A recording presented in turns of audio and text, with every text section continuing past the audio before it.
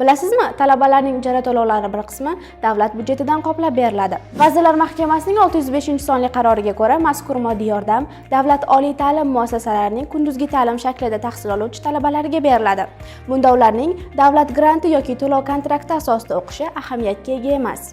Talaba bilan ijaraga beruvchi o'rtasida ijara shartnomasi qonunda belgilangan tartibda rasmiylashtirilgan hamda soliq organida hisobga qo'yilgan bo'lishi lozim.